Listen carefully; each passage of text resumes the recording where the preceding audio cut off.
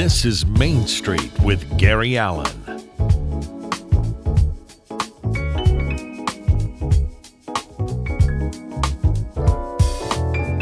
Now, here's Gary. And good afternoon, everybody, and welcome to Main Street. Gary Allen with you, your humble but always cordial host with you. This afternoon, we have a great show for you. I hope since the last time we spoke, everything's going well in your life. I hope you're staying out of this hot weather. My God, no matter where you go, it is warm, warm, warm. And it rains every afternoon here in Florida. So I hope you guys are staying out of the heat, staying nice and cool. And we've got a great show for you today, and we have some good shows coming up for you. In August, we have Morgan Fairchild. That is confirmed. I also have Dee Wallace from ET coming on. So we're going to have some great shows coming up before too long, along with some football players. I got news for you. The gentleman who's coming on this program today is an old friend of mine. We performed together once, I think in Las Vegas, but he is a fabulous entertainer. His name is Tom Stevens. He's an entertainer. He's a tribute artist, an impersonator, which I take close to my heart very, very much. Recently he finished his 700th show. 700 shows, ladies and gentlemen. Well, 700 show. Now, Tom, let me finish the introduction here. He's always got to get the last word in. He's always got to get the word in. Two of his number one-man shows that he does is Dean Martin and Tony Bennett, or Anthony Benedetto, if you don't mind. I work with him too. You can catch a lot of the information about Tom on his website, tomstevenstribute.com. You can also go to Facebook and get Tom Stevens. And if you're going to be in Las Vegas, August 8th, that's a Saturday, at the Plaza Hotel at 7 p.m., you can come and check out the Tom Stevens Experience. That's what I like to call it, the Tony Stevens Bennet Experience. The Tony Bennett Experience. Well, okay, you don't have to correct me while I'm introducing you. Well, you're introducing the show. I know. But anyway, he's already introduced himself. Ladies and gentlemen, would you please bring on my very dear friend, Mr. Tom Stevens? Hey. Welcome, big guy. I'm doing fine. You look great. I haven't seen you in years. You look great.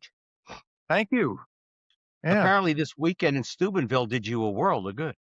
Oh, I tell you, the flights were ridiculous, but the people there love Dean so much, and it's just a pleasure to go to. This is my 20th year, I think, going. This is the 30th anniversary of the Dean Martin Festival. Out of those 30 years, I've been at the festival 20 times. Was Dina there this year? No, she hasn't been there for quite a few years.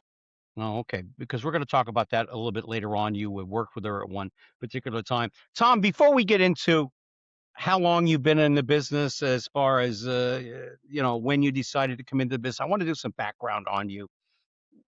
What did you want to do growing up in Brooklyn, New York, before show business bug hit you? What was on your mind? What did you think about becoming? I was a Long Island kid, so it's Long Island, Valley Stream, Long Island. I didn't know what I wanted to do. Who does when you're a young kid? I always didn't, I liked entertaining. I liked being in front of the crowd. I liked making people laugh. And that's when I started to do voices when I was 6 years old. Exactly. That's how I got going. I heard the first family albums and I started doing the Kennedy family. And one Is thing that what you did? Yeah, I started doing the Kennedy family, and my father, Mr. Airline Pilot, said, son, I love you with all my heart, but you're never going to make any money doing those impressions. I don't know why you're doing them. And of course, Tubby Boots, being my uncle in the business, used to encourage me to do them all the time. Yeah. But I found them to be so easy to do. Let me just say this, my fellow Americans, asking out what you can do for your country, but what you can do for Jacqueline. That would be a wonderful thing to do. Yes, indeed. What was your first impression? Frank Fontaine from the Jackie Gleason show. Oh, Crazy my Guggenheim. God. Oh, yes. Yeah. We used to go to church, when I was 6 years old, I had my own fedora, I was baptized Greek Orthodox, and we used to go to church in suit and ties, and I had my own fedora, and I used to turn it around and put the front up, and I used to go, "Hey, Joe, how's it going, Joe?" And my parents used to cry. Do you sing like Frank? Family over. What's that? Do you sing like Frank? Frank from, no, I can't. Nah, he's got a great, he's a real deep baritone voice, Oh, yeah. Yeah. But yeah, he had a great voice. By the way, if you're ever up in Marlborough, Massachusetts, you have to go to my brother's church where he is the lead priest at St. Anagades. It's a Greek Orthodox church. So you really need to drop Wow, by there and say hello to my brother Greg, who is the love of my life. I mean, as far as family members go, besides my brother Michael and others. But so Crazy Guggenheim from the Jackie Gleason show, huh? that was the first one. Yeah. Oh, And then my what? aunt, when I was 14, I got my first tape recorder. And of Yeah. course, watching Rich Little on TV all the time whenever he was on television. And he did an episode on Love American Style where he couldn't be himself. He was all kinds of different people. And so I thought it was amazing. So I started to do that and taping. Every time he was on the Carson show, I would tape his voices and see his Yeah. take on an impression. Hmm. And then you get your own take on that voice. Sometimes other people will get you into another voice by seeing how they do the impression. Then you pick up that little take on it, how they got it. Yeah. And so I like with know that Trump, I you know know. that I know that I ask Rich because you and I would run into Rich a lot in Las Vegas. Folks, Rich Little does live in Las Vegas. He performs there quite a bit. And I asked him once about that. I said, "Have you ever tried a voice?" And Tom, the same question to you. Have you ever tried a voice and no matter how many times you tried it, you take a little from here and a little from this one, but it just didn't ever click. And Rich said, "Oh yeah, there were a number of voices I just cannot do. It's Yeah. out of my range. I just can't do it." Have you run into that from time to time? Sinatra. I can't do Sinatra's voice. I don't find I can grab that tonality of Yeah. Frank. I and just the way he said his words, and there was a lot of guys trying to do Frank and never really nailing it, to me, in my opinion. And just like I find out with the same with a lot of the Dean Martin guys, they don't quite get that thing with Dean. Oh, And hey, hey, Pally, I gotta tell you. Oh yeah. Oh yeah. yeah. But you know the story about me and Dean Martin and his family, right? Or no? No, but I guess I'm going to hear it now. Being that the Well, interview's no. about me. No, no, no, no, no, no, no, no, no. Real quick. When I was a little boy, through my Uncle Tubby, I got to meet the three of them, Sammy, Frank, and Dean, and I became Uh-huh. friends with Dean and especially Richie, his youngest son. And when I was living Right. in LA, I would go to their house for the holidays and stuff. That's it, and I got to meet him. Very quiet, very nice man. I mean, he would give you the shirt off his back. He was just a blue collar kind of a guy. But what did you do when you started doing Crazy Guggenheim, did you also started doing other impressions? And Yeah, when was the Jimmy first time? Stewart. Yeah, Yeah. Jimmy Stewart, the sound and the just try to get that sound. And I bought my first tape recorder when I was 14. I got it for my birthday, and a little Noelco tape recorder with a little microphone on it. Oh And yeah. I started recording my voice because you don't really hear yourself the way other people hear you True. unless you really have to practice what you're creating coming out of your mouth. Yeah. And And I with know you. impressions, that's how it is. So I had to take my own voice a lot to hear what I sounded like. Yeah. And then because a lot of times you tape your voice, you goes, "That's what I sound like?" Yeah. And so I had to learn that what I was creating out of my voice was what I was hearing. Yeah. Yeah. And Well, that's what. it's true. Yeah, Yeah, it's very, very true. When I started out in radio, way, way, way, way back working for Larry King, I would hear myself on the radio and go, "Is that my voice?" And they go, "Yeah, that's your yeah, voice. That's you." But yeah, because your ear and my ear hear two different tones. Like the right. voice you hear from you is probably a voice different than what I hear. The tone and and Mhm. and everything else involved. When was the first time that you said, "I'm gonna try this out someplace other than in front of my family?" I mean, was it at a local tavern? Was it in front of your high school class? Was it, when was Yeah, the I first time you started to performed in front of do it? did the impressions of the teachers at school. And, Uh, so I used to do a couple of those, along with my celebrity impressions I did. But mm, what happened was, when I was in high school, we used to have when substitute teachers were out when they were sick, instead of having a substitute teacher, they had this program called Sub, where all the classes that didn't have teachers went into the auditorium or a big room, and they used to hire speakers to come in. Yeah. And they'd have policemen would come in, guys would bring reptiles in, and just different things. And they would be there the whole day for all the absentee classes. So Cool. one day, the guests never showed up. So they said, "Hey, Tom, get up there and do your impressions for 45 minutes," you know? So Yeah. I got up in front of the whole place and I started to, for 45 minutes, I just rambled all kinds of impressions out. And it went on to the program list. And then all of a sudden, when I graduated high school, I was going to other high schools doing my impressions at the high schools and getting paid like a substitute teacher's salary. So it was All really right. cool. All Yeah. right. Yeah, and I would do that in front of Mrs. Hanson's English class if we had like 10 minutes to go before the top of the hour. I would do shticky stuff, but that was not Uh-huh. my goal in life to be in show business. It really wasn't. That wasn't where I was heading. I was just having fun, you Yeah, me know. too. Yeah, I Yeah. didn't realize I was gonna do that.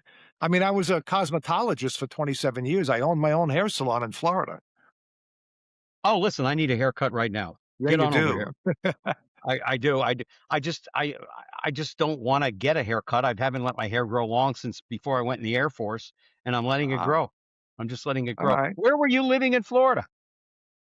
Coral Springs. Okay, I know it. Yes, because I grew Yeah, up in South Florida. I grew up in the okay. Hollywood, Fort Lauderdale area. Yeah, Uh-huh. yeah. So was it, what was your, did you go from Coral Springs to Las Vegas, or did you go back to New York then to I Las did. Vegas? No, I was in New York, moved down to Florida.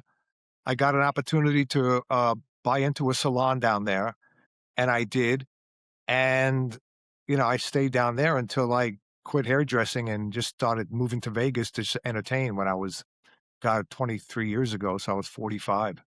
Wow, wow. Have you ever seen a vocal coach to help you with your breathing?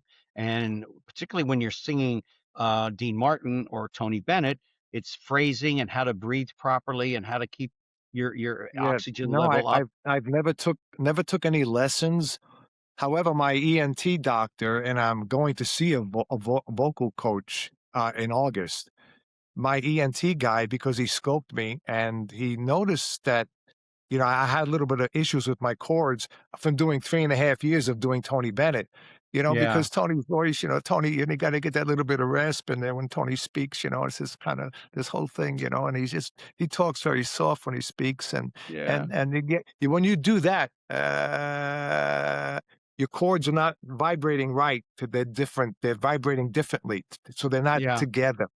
And so that could cause some issues. So I had to really, watch what I'm doing with Tony. That's why I'm kind of trying to do a little bit of Tony in the younger years when he was uh-huh, my age at 68, you know, and hmm, he still had that rasp, but it wasn't as prominent as he had when he was older.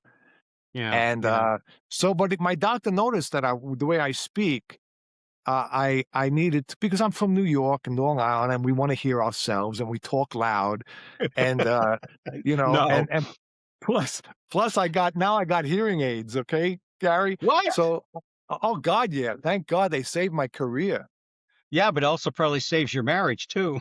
Yeah. I had to get them, man. I'm Yeah, so bad, my voice, and that's probably why I was straining a lot too, just to hear myself speak, yeah. and Tom so now Stevens is I'm joining us. Tom Stevens is joining us here on Main Street. Gary Allen with you. Tom is a tribute artist as well as one of the top impersonators in the Las Vegas area. If you ever get in there, get to Las Vegas, find out if he's performing somewhere. You can go on his website and that'll tell you exactly everything you need to know. Tom Stevens oh, Tribute.com. Tom And you Stevens Tributes with an S. tributes with Tributes. an S. That's right. I didn't read that correctly. And if Yeah. you're going to be in Las Vegas, Viva Las Vegas, August 8th, which is a Saturday at 7 p.m. at the Plaza, which I performed there once and they kicked me out because The they Tony said Bennett Show. the Tony The Tony Bennett Bennett show. Experience. Anthony Benedetto, I worked with him once on the Midway down in San Diego, the aircraft carrier. and he and his son Danny couldn't have been any nicer to me than anybody, but they wanted me to come out and do some comedy and do some relief, and they knew I wasn't afraid of performing in front of the Admiralty of the United States Navy since I was in the Air Force. I could care less about the Navy. So, but they knew I would do a good job and I'd have fun with the Admiralty, so much so that when I walked out on the aircraft carrier, I was wearing an Air Force uniform. So that kind of went over like a lead brick. We already talked about when you're putting together a voice. Okay, say you want to do a voice, anyone. Mhm. Have you ever, and you've discussed it a little bit in the beginning of the show, have you ever taken a little bit from here and a little bit from here and went, oh yeah, now I've got it. Now, Yeah. now, now, now I've got the voice. Talk Oh, I about that always go process. back. You always, it is a process, and you always go back and you try to, you always retuning in, because if you don't listen for a long time and then you go back and listen, oh, you hear something new, and oh, I didn't catch that last time, and like with Louis Armstrong, I had to learn to do him so it wouldn't hurt me. His voice is, a lot of guys do Louis, and they do that too grovelly thing, Yeah, yeah, "Hello, darling, well, no, it's not that. It's not that kind of a sound. It's a softer, um, "Hello, darling, Mr. Lewis," and he has a little bit of rasp in there, a little yeah, vibrato that he still got, even though with all that graveling going on, he still got that little vibrato going on. It's so cool, yeah. and you gotta I, pick up those things with that stuff. When I yeah, do my Tony Bennett impression, I really studied his breath control and how much Tony would be able to sing in one breath. And these are the things when the people come to my show, the real Tony Bennett fans, they say, "You got that. You really picked up on that." And yep. they appreciate the hard work I put in. It's been 3.5 years now. Well, I know the hard work you put in because one night after your show that I came to see you at, which was, I can't remember. I think it was, oh God, I can't remember where, because I came to see you quite a bit, few times. You and your wife were very courteous to me and very kind in allowing me to come in. I know we talked about it one night. You rehearse constantly, almost every day for a few hours, whether you're going to be performing that week or 2 weeks from now, you're doing nothing but going over the act, going over the act, going over the act, whether you're doing a one man show Mhm. or whether you're doing some of your other voices, which he does about 31, probably plus voices by now. But, you're constantly working it, reworking it, fine tuning it. Talk about Yeah. that process for you, a normal day. You wake up, you have your cereal, you brush your teeth, blah, blah, blah, blah. What's a normal day like for Tom Stevens? Well, that if I'm going to be rehearsing a show and I have to, put it together, I do. I'll come in my music room here where we are right now, and I Uh-huh. have all my setup, my board, my headphones, my computer, and I'll listen on YouTube and I'll listen to whoever I'm going to be impersonating. I go over it again. I sing with them while they're in my headphones and I'm singing and I'm tuning in. Oh, oh, everybody. Oh, yeah. And I try to get that sound, and I go, where do I have to go to get that tone? And, whether it be Johnny Mathis, Perry Como, all those guys, I love doing the singers because Yeah. I'm a singer and that's part my act is basically a singing act. It's very musical, but I do have the comedy in there where I do a whole 5 minutes of George Burns, and I come out as George and I do this whole bit about George Burns and it's really funny. Yeah, yeah, George we lived to be, what, 100 years old or 101 years old, I Yeah, believe it 100 was. years old. Yeah, he said And the secret was I did cigars. Carnegie Hall at 100 years old. Yeah. Talk about and, I want you to introduce because we're gonna be having a Dean Martin video on this video, Mhm. when it's in it'll be put in. Talk about Dean Martin and when you first started doing Dino and, what it took for you to get to the point where you're comfortable enough to do it on stage. Well, when I was, about 15, my aunt Sophie gave me a Dean Martin album, Mhm. and on that album was "You're Nobody Till Somebody Loves You," one of the Yeah. songs, and Yeah. back then, they didn't have karaoke, I didn't have background music, I didn't have that, and I would listen to the Dean Martin album. Now, of course, I was a young kid. I didn't have a baritone voice. I didn't have that depth to my voice.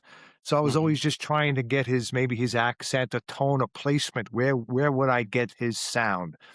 And I would try to sing like him.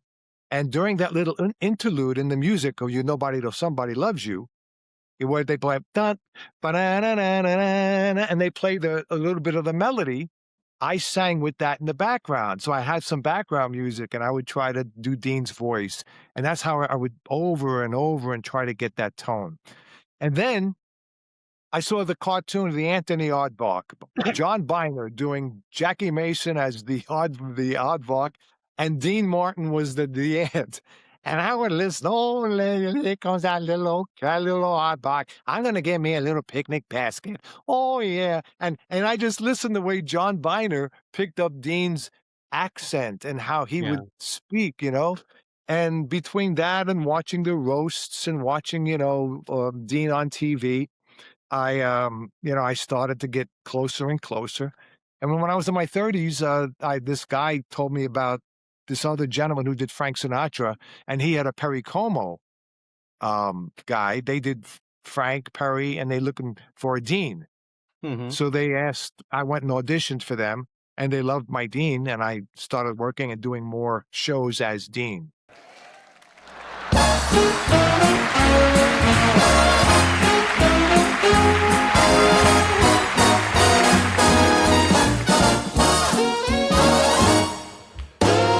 I'm coming home, I've done my time. And I got to know what is and isn't mine. Whether I'm right or whether I'm wrong, whether I find a place in this world or never belong, I gotta be me. I gotta be me. What else can I be but what I am? Mhm. Mhm. Well, And I'm still to this day, I work on the voice. I'm still working. I just work for days before the festival just to get, some the tone back and, get the words to the songs again. it's So gotta yeah, be it's always yeah, yeah. It's gotta be incredible to go to the Dean Martin Festival. I hope to God they all didn't do the same same one time after time for everyone that got up on stage and performed. I hope somebody well, did something different. that's what I do, with AI now, you can pull his voice out of some different tracks and have tracks that they didn't make before, you didn't have track to. Like, Mhm. and I like Dean's younger voice, where his voice a little airier, a little higher, you know? Mhm. And, from one of his recordings. See, his recording voice and his TV voice were totally different. The way he sang on TV and where he sang on a recording, they were really it was a if you really listen, he gave a lot of bit more airiness to his younger voice on the records. And Yeah. like I did a song, "I'd Cry Like a Baby," or, "There's a rainbow around my shoulder and a sky of blue above." His voice was up a little higher when he was younger, Yeah. It wasn't Yeah. that. And then when on the TV show, he dropped his voice down here like this, and he would be talking like this. Everything was like a Jolson sound. Yeah. "Mammy," "Oh, yeah." The way Jolson was, and Dean loved Jolson's music you Yeah. know? And even in "There's a Rainbow Around My Shoulder," because that was a Jolson song, he would Yeah. go like Jolson did, "Yes, sir." You know? Yeah. And And y and and I know you did your research on Dean, where he came from, how he got where he is, and, of course, a lot of people don't realize he had huge hands yeah, because big hands. he used to, uh, Box, well, that and he was also used to deal cards. He was right. a poker dealer for so many Yeah. years, but a lot of people don't know his real name is last name is Crescetti. There's Chevy, been a yeah. Yeah, but his first name was it wasn't Dino. Dino, It Dino, was Dino Crescetti, and yeah, he never when they interviewed him, he said, "I never thought I was gonna get out of Steubenville, to be honest with you. I right. just never thought much about that." Talk about the research that you did about him, because fans generally have 1,001 questions about Dean Martin or Frank Sinatra or whomever you're doing. I know in my case with Jay Leno, they wanted to know everything and anything about Jay Leno. So I had to really learn, even though I've known him since I was 9 years old, I had to really catch up on things and call him and say, hey, what's the story with this? And I know nothing about cars, so I would be lost in space if they start talking about automobiles or motorcycles. Talk about the research you do on the different characters that you portray as you're doing them. I mean, you do 31 different ones. Talk about More. the back. Well, yeah, but talk Yeah. about the research you do, so you're never caught off guard when a fan says something to you that you can immediately go, "Bam! Yes, I know what you're talking about." Well, you do. I read the books. I read Dina's book. I read her son's, I mean, his son's, Ricky's book. And Yeah, you just go on, you look at the documentaries that are on YouTube, and I watch them all. And, I learn a lot of, times, when you're doing, a voice, it's very important to find out where they're from. And you got to get that accent. And, because Dean, he had that Steubenville, but not as heavy of a Steubenville accent because he used to go to West Virginia a lot and go over the bridge and hang out in West Virginia. That's how come he got that old Southern talk thing. He did because Steubenville's a whole different world, and he didn't have so much of that accent as yeah, Steubenville as he did that little bit of West Virginia twang he did. yeah, But yeah, like with Christopher Walken, because I'm from Long Island, a lot of yeah, people say, my wife will say, "Do you know you sound like Christopher Walken?" And I say, well, sometimes the voice comes out like Chris, and it's just that Long Island thing, and it just yeah, happens. So by getting that area from where they're from, you get to, their accent is different, and you see the way somebody holds their mouth when they speak. I just noticed this recently. I was watching an interview with Tony Bennett, and it's only his bottom teeth. He would, everything was like this. Every speaking, his voice would only be the bottom teeth would be, yeah, shown, and that the way he says the words are going to come out if you formulate your mouth to the way they are. Because I try to look like the people too when I'm doing them, and I don't use prosthetics or anything except for my Jerry Lewis. Oh, Gary, at the Jerry Lewis show, right? At the Steubenville, right? yeah, I yeah. was doing, I had just recently got a crown fixed, but I had the fake teeth, right? Uh-huh. And the teeth were set to where before had the crown fixed. So, so now they didn't stay in right. Then they fell out 3 times during the impression. The- this is the best. It's the best there. Look, these are the teeth, Gary. Look. Hey, lady. Hey. I gotta. And I did the voice, but they kept falling out. But it's I. great. The profile, look, Oh yeah, yeah. it Have gets you? a great illusion. Did you ever meet him? Because he lived in Las Vegas as well. Well, me and Tony Lewis, when we did the Martin and Lewis show, Yeah, that show. Tony Lewis was incredible, Jerry, the best in the world. yeah, And we went to see Jerry live, and we got to speak to him from the audience. yeah. And we said, we do a tribute to you and your ex-partner Dean. And he just said, "Oh yeah, you're working, ha!" And but he wouldn't even get a picture with us. We couldn't get a photo with him. It was, He- we wanted to so badly. I hate to say this, but there were two people in show business that I met. Well, two people, celebrities that I met in my lifetime that I would never like to run in again. He was one of them, and the other one was Tommy Lasorda. I Yeah, he just was every tough, time Jerry. Jerry was Jerry was tough. he was well, and I can understand where it's coming from. A lot of people don't know this story. You probably do, but when Jerry finally made it big, his father always wanted a Cadillac.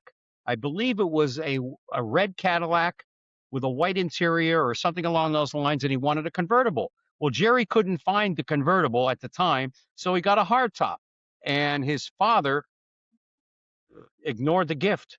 Just basically said, "What? It's not a convertible," and he walked away. So Jerry Wow. had some hard times with family members. Who are your favorite voices, one man show kind of thing? When you put together your show and you're putting together the lineup, which is what I want to talk about now. But before then, do you have any favorites that you and the fans love, and you have to have them in the act, time in and time out, time in and time out? Whereas with some other voices, you can interchange and take this out for now, put this in, take this out, put that in. I mean, when you're Mhm. putting together a show, you have to keep your fans, what they want, and you got to keep them coming back for more. But do you, how do you assemble your show? How do you put together your show other than a one man show? Well, it I open up with Dean. My show is Dean and Friends. I open up with Dean, and I Hmm. do 20-25 minutes as Dean, and then I talk about the Rat Pack, and then I do Sammy, okay? And then I talk Hmm. about Frank, but I don't do Frank, my tribute to Frank is a little different, and I do my Hollywood karaoke party where I do 14 celebrities that can't sing doing Frank Sinatra songs. So I have this 6-minute medley put together, and I do Christopher Walken, Arnold Schwarzenegger. I just put Joe Biden in the karaoke party, and because I started doing a Joe Biden impression, and I've got 4 presidents in it. I got Biden, Clinton, Trump, and Nixon in the karaoke party, and they're all Yeah. singing Sinatra songs. So that has been labeled the funniest 6 minutes in Vegas, okay, by Vegas magazine. All And then right. I do Tony Bennett. Then I'll do another crooner like Johnny Mathis or Perry Como, that era, okay. And then I just go down my list, Roy Orbison, and I do these songs. And my signature bits are the karaoke party and my car radio routine, where my radio is broken. It's Hmm. stuck on scan mode.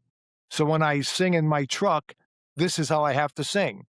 And I downloaded the static of the radio as you used to tune the radio, and I put it in between like 15 and different impressions. And I go from Mick Jagger to Bob Dylan to Johnny Cash to all these voices. And it's a great, great routine. And Well, that's part of my comedy in my show. what is your favorite one or two voices you do that to this very day you have so much enjoyment doing it? It's like when I went to the Hilton a couple times to see Barry Manilow perform, and I got to meet Barry socially too a few times. Um, the one song he sings all the time because people want it, but he doesn't particularly care for it, and that is "I Write the Songs" because he didn't write that song, and he's tired Mhm. of doing it. Now, I hope to God his throat clears up and he gets back in the saddle again because Yeah, Las I know. He's Vegas is great. wonderful. He's He he sounds puts on a so good still. He's Oh, amazing. he's wonderful. But how about you? What are those one or two or three voices you do that you just every time you go to do them, it's like Christmas to you.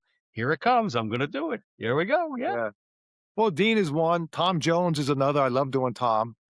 I love belting, I do. I love doing that belting thing.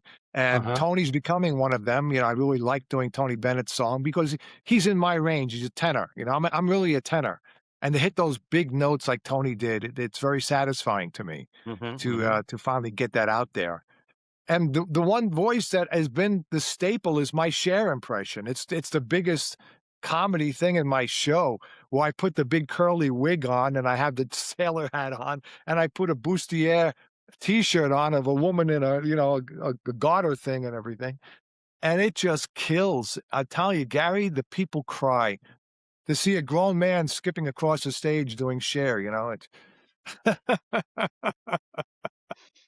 Oh yeah.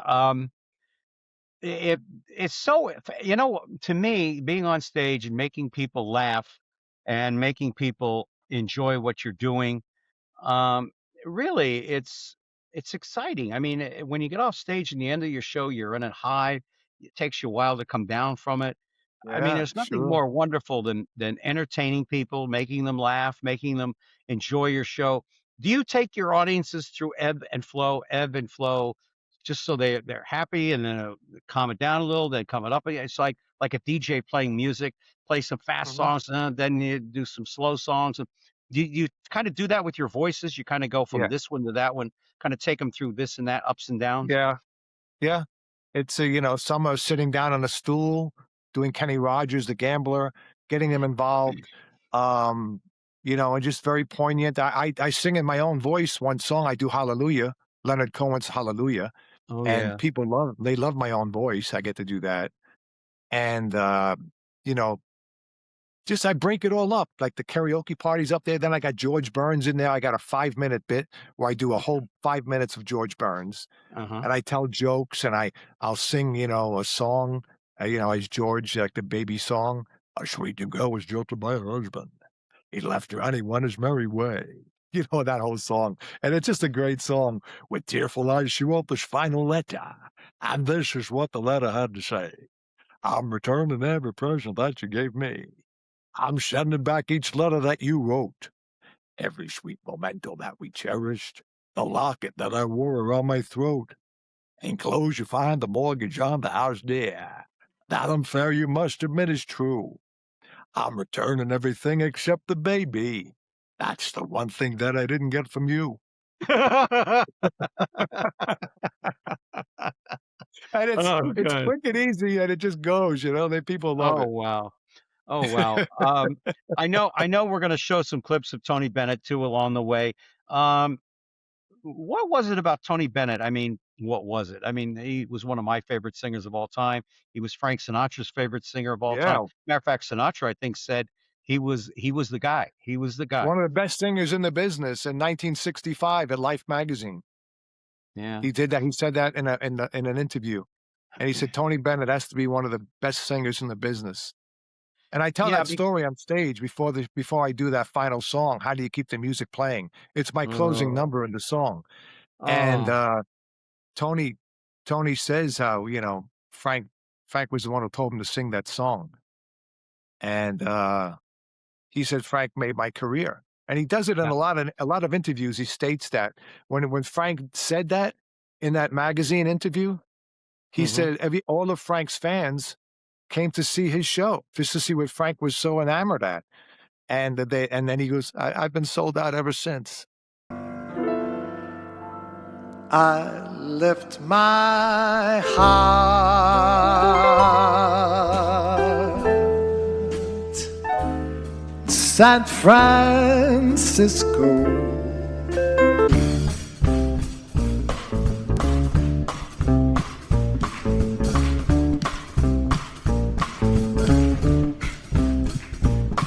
I'm stepping out with my baby. Can't be wrong, 'cause I'm in right. Yeah. Yeah, that Yeah. that was one of my Uncle Tubby's favorite songs of all time. Tom Stevens is joining us here on Main Street. Tom Stevens is an entertainer, tribute artist, as well as an impressionist, and he's done over 700 plus shows and to standing room only. Standing room only and high applause. And you can catch all the information you want on him, where he'll be appearing and everything at TomStevensTributes.com. And if you're going to be in Viva Las Wages, go to the Plaza Hotel August 8th at 7 p.m. and check out the Tony Bennett Experience? Yeah. The Tony Bennett Experience. And I loved Tony for a lot of reasons. And, for Frank and Tony and Sammy and Johnny Mathis and all the rest, the key to their success in singing was phrasing. Yeah.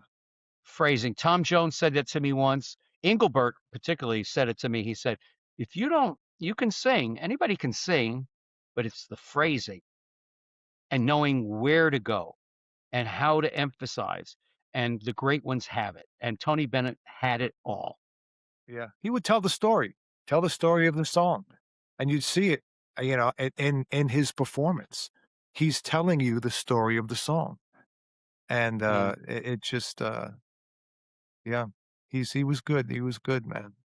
When he left us, the day that I found out that he had finally passed from us, um, was a very sad day, sad week for me, as this week is, and we'll talk about that towards the end of the show. But um, he was such a kind man. He and his son Danny, who was his manager, who helped resurrect his career, Yeah. to put it Yeah. back, doing the duets and everything. Uh, I mean, those are great CDs. I mean, they really, really are. They are. How did you attempt doing Tony? Same thing as you did with Dean, just learn everything you can, listen to everything you can? Yeah, I didn't have I used to only do like 2 songs, maybe This Time or I Wanna Be Around, and I did it in my show, or San Francisco. I didn't know his whole library, and I couldn't believe how, I mean, truly the American Songbook. Hmm. And, a lot of the impersonators that would do him would always do the belting Tony, like when John Biner did him, and they would just, yell out the big notes thing. And Yeah. I studied what Tony describes, and he says it's the art of intimate singing. Okay. And that's what he was, it's called uh, uh bel canto, bel canto style of singing, beautiful singing. And he says it's like whispering into the microphone. It's just like thinking. He says it's like thinking into the microphone. And Yeah. I mean, that's pretty cool.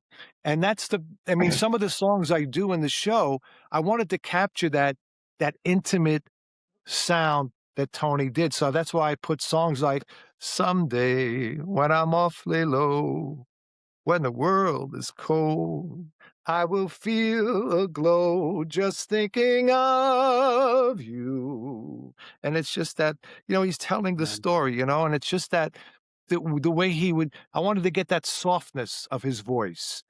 And that's, because he would whisper, he would just say a little soft word.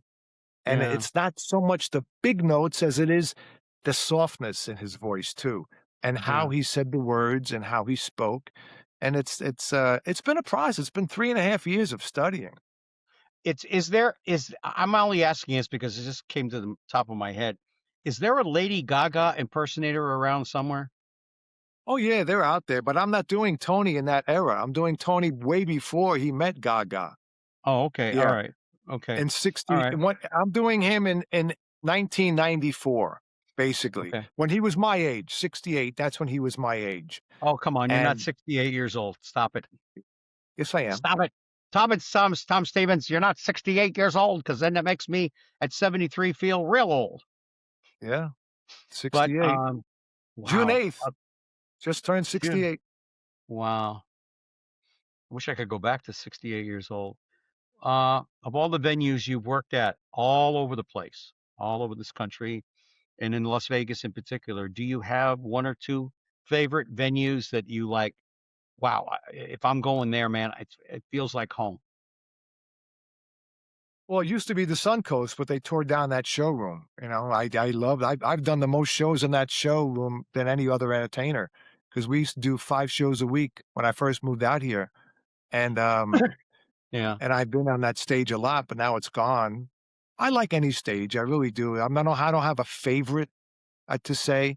You could put me at the Spot Bar like I was, Saturday night, and, I just love being in front of people. I love being that intimacy. I love being up close.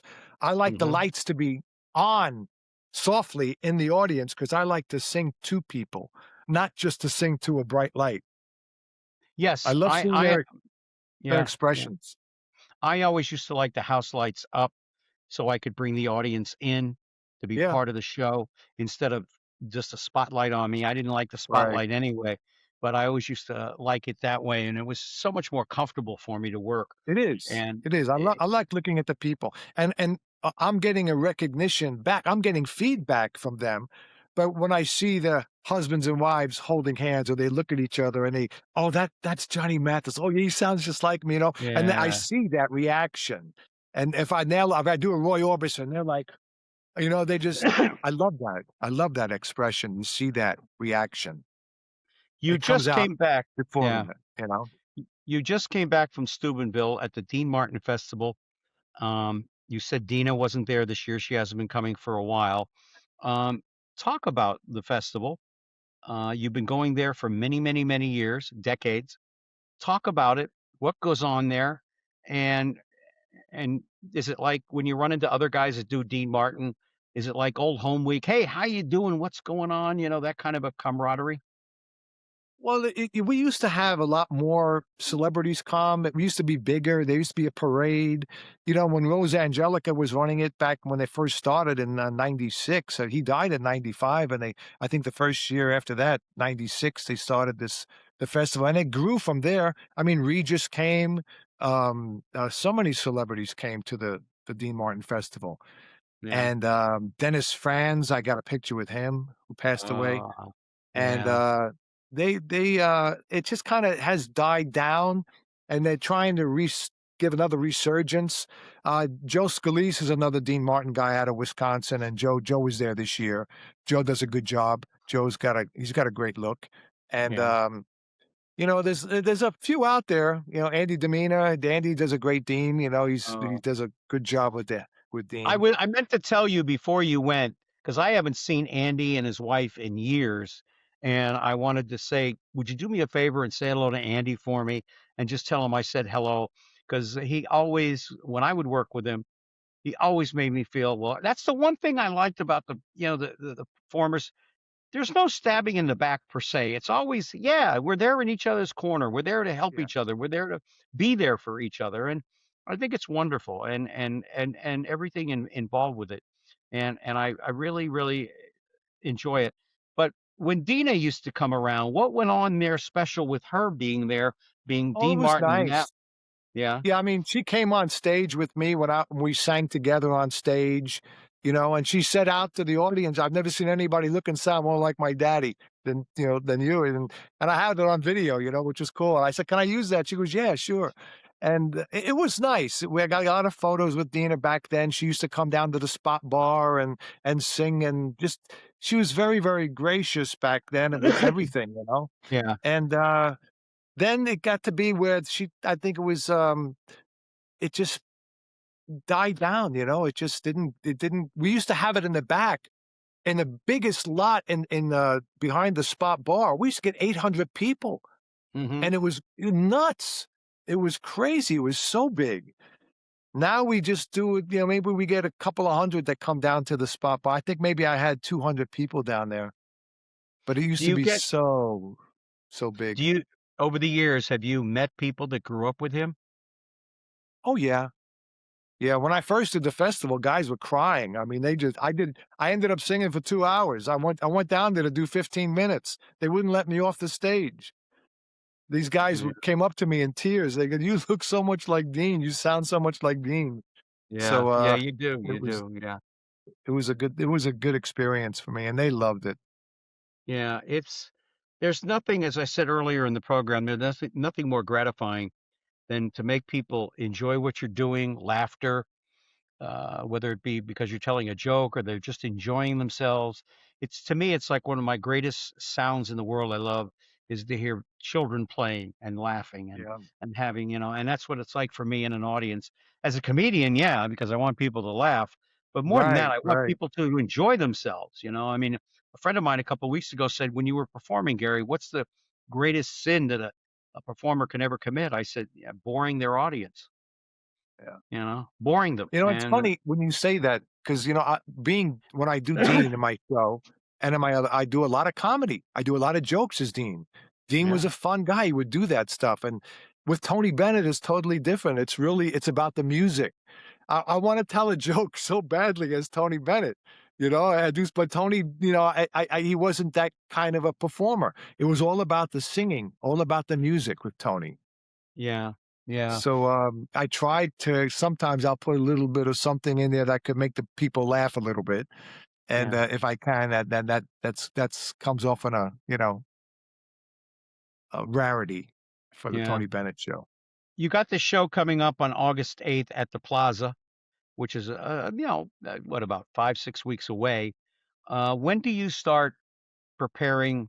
Not that you don't every day, because we discussed that, but when do you start really honing in on everything to make it tight as possibly can be, because you never know with a live show. It's like doing a live talk show. You never know what's going to happen.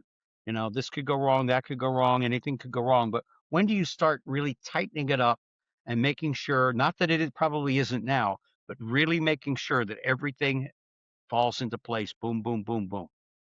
Well, we're gonna rehearse with the band again before the show, we're gonna do another rehearsal, and it's always good to do. I had a new song written for it, and I haven't even done the song with the band yet, but Yeah. these are a few of my favorite things. Tony Oh, Bennett yeah. did that. And Oh so yes. I had that one written for the quartet. And so you do that, you go over that. I have my script, you know, all memorized. It's all on, but I have it on stage. I have 30 songs that I do in the show, Gary. It's a lot of singing. And it's 90 minutes of nonstop songs. And so I'm always preparing. I go to sleep at night singing his songs in my head. I'll listen. I'll just watch a whole show of Tony, and I just keep listening to where he'll phrase. But the thing with Tony, he never phrased the song the same way twice. He Yeah. would always change the phrasing, change this, change that. So I have to have one way that I memorized that I'm doing it that way, and that's it. This is the way I'm going to do the song. Not that Yeah. I can keep changing it because it's too much for me to remember. I've got to have that set, and that's, You know the and it's so amazing thing. You know the amazing thing about him, Tom, when he did his last show with Lady Gaga on stage in New York, in spite of the fact he didn't know who he was from 1 minute to the next, but the minute a couple of piano tunes and the band started and they were going to he sing knew. this song, he knew. He He knew the knew. words. He It's he may amazing. not he may not know what city he's in, but he knew every song in his songbook. He could sing it. He did a thing with Anderson Cooper that was on 60 Minutes. I believe it was on 60 Minutes or Anderson Cooper special, and it was just amazing. Uh, I adored the man. I will tell you. And ladies and gentlemen, if you adored, uh, Tony Bennett, Mr. Benedetto, go and see Tom Stevens August 8th at the Plaza Hotel in Las Vegas. He is an extraordinary entertainer. He's a dear friend. I just wonder if his wife is ever going to. Now that you got the hearing aid, you can always say, "Honey, what'd you say? I didn't hear you. I didn't hear you." His wife is an That was the amazing. problem. Yeah. He's an amazing entertainer. Can they call up the Plaza and make reservations now, this early, or? Yeah, the tickets are on sale. Yeah. You Okay. gotta just, if you go to the Plaza Hotel and go to the events, I think it's on there. Yeah. I don't have the info at my beckoning call right here. So, Well, if you also go on to tomstevenstributes.com, you probably will have it on there at some point or another. yeah, I Um, will. My I Facebook really, page too. Go to my Facebook page, yes, and especially, yeah. it's going to be up there a lot. Just go to Tom Stevens, friend me, go watch my videos. I'm always posting. And ladies and gentlemen, you're not going to find a finer entertainer, a finer gentleman in this world than Tom Stevens. He and his wife are two of the nicest people you will ever meet in your life. Go up and say hello after the show, and just enjoy, take pictures with him, get an autograph with him. He'll write you a check. He'll do he'll do everything he possibly can. He's not Jay Leno, so he's not going to give you a car. But nevertheless, go and see him. He is the wonderful Tom Stevens. And Tom, our hour is up, and I thank you so much for taking the time to join us here Thank on you. Main Street. Stay right where you are because I need to say goodbye to everybody, of which I will. And I want to thank all of you for taking the time out of your wonderful day to join us here on Main Street. We've got another great show coming next week, and I hope you're happy, healthy, and stay very cool in this very warm weather and stay safe. And remember, take care of yourselves, take care of each other, and God bless.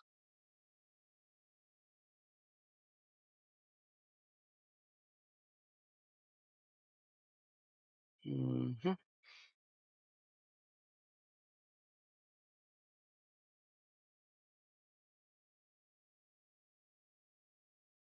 Okay. All right. He can cut out the recording now because we've given enough time in between. Tom, thank you very much. You're welcome. Did you enjoy?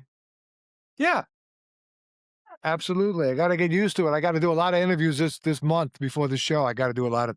Hopefully, I'll be get on the TV and do some radio stuff. Yeah, I mean, I really appreciate you coming on and understanding about the last time. And by the way, I had another bout with whatever just a couple of weeks Yeah. ago again.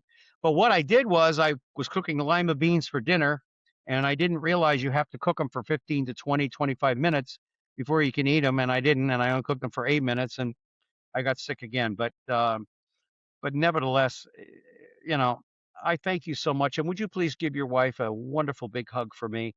Sure And will do, Gary. I cannot think of anybody who deserves more success than you. And God bless you. And I wish you nothing but true happiness. And I didn't say anything about Tom Dreesen because I just didn't want to. I'm still trying to deal with the fact that he's no longer here. He and Dennis Franz and all the rest of us used to hang out in LA together, and Dennis Farino and so many others that are from Chicago and stuff like that. But if you ever do get to Marlboro, Mass, go and see Father Gregory Christakis, my brother, at Saint Anagaris. And if there was ever a saint born and an angel from God into my life, it's my brother Greg. That's nice. He is great. Tom Stevens, I love you with all my heart. You and your wife have always been gracious to me, and I thank you so very much for taking the time out of your day. I know you're tired from your trip and everything. By the way, you said the airline situation was bad. What airline did you fly? I flew Southwest, and both flights were delayed there and back. And it was just ridiculous. I had to go to Chicago. I had a direct flight, but they had moved it till 9:30 at night. I was supposed to fly out at 5:30. And I says, Uh, no way. I got changed. I went to Chicago. I got a plane there. I came back to Vegas. I got home by 7 instead of 11:30. all So right. Well, it's just see, crazy. I hate the traveling. It's the worst part of the business, but you got to do it. yeah, I know. Anyway, God bless you. You take care, and I will talk to you soon again. You got it, Gary. Thanks.